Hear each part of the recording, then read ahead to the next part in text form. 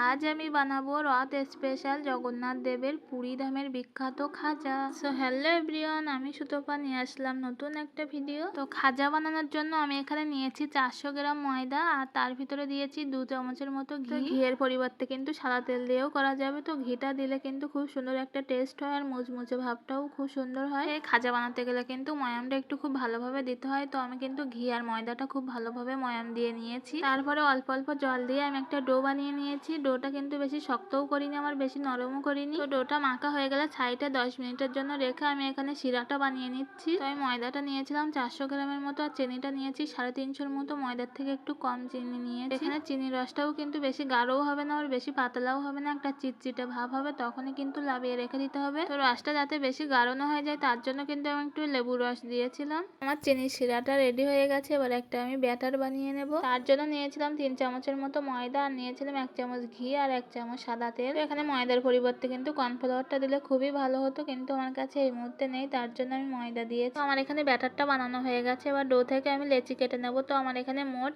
8টা লেচি হয়েছে। এবার আমি একে একে রুটিগুলোকে বেলে নেব। তো প্রথমে আমি 4টে রুটি বেলে নিয়েছি। এবার একটা একটা রুটিতে আমি এই ব্যাটার লাগিয়ে নেব ভালোভাবে চারি সাইডে। তো এইভাবে কিন্তু সব রুটিতে আমি ব্যাটার লাগিয়ে নিয়েছি। তারপরে একের পরে এক কিন্তু আমি 4টে রুটি সাজিয়ে নিয়েছি। তো এই রথের সময় কিন্তু দোকানে খাজা কিনতে গেলে কিন্তু অনেক টাকা করে দাম নেয়। আমাদের এদিকে তো একটা একটা পিস 10 টাকা। আর একদমই তো ছোট ছোট বানায়, খেয়ে তো মনই ভরে না। তো আমার কিন্তু একের পর এক রুটিগুলো সব সাজানো হয়ে গেছে। এবার একটা আমি রোল করে নেব। রোলটা করে নিয়ে কিন্তু একটা ছুরি দিয়ে আমি পিস পিস করে কেটে নেব। তো অনেকেই কিন্তু এই খাজা বানাতে পারে না। তো আজ আমি কিন্তু একদম সহজভাবেই দেখাচ্ছি খাজা বানানো। তো যারা রান্না না করতে পারে তারা কিন্তু এই রেসিপিটা দেখে খাজা বানাতে পারবে। তো একে একে কিন্তু আমি সবগুলোকে পিস পিস করে কেটে নিয়েছি। এবারে একটা একটা লেচি নিয়ে এইভাবে লম্বা করে বেলে নেব। বেশি কিন্তু চাপ দিয়ে বেললে হবে না, হালকা করে চাপ দিয়ে বেলতে হবে। তো এইভাবে কিন্তু সব লেচিগুলোকে আমি একইভাবে বেলে নেব। তো এই দেখো এখানে কিন্তু সব খাজার শেপ দেওয়া হয়ে গেছে। এবার তেলে ছেড়ে দেব। তো এখানে কিন্তু বেশি তেল গরম করলে হবে না, হালকা করে গরমটা করে নিতে হবে। এবারে একটা একটা খাজা নিয়ে আমি তেলে ছেড়ে দেব। আর এই খাজা ভাজতে গেলে কিন্তু বেশি আঁচে ভাজা যাবে না, একদম লো টু মিডিয়াম আঁচে ভাজতে হবে। আর এই খাজা ভাজতে গেলে কিন্তু একটু সময় লাগে, সময় নিয়েই কিন্তু ভাজতে হয়, না হলে কিন্তু ওর ভিতরে কাঁচা থেকে যাবে। অনেক সময় ধরে ধরে কম আঁচে এই খাজাগুলোকে কিন্তু আমি ভেজে নিয়েছি। তো সব খাজাগুলোই দেখো কত সুন্দর কালার চলে এসেছে। এবার আমি তুলে নেব।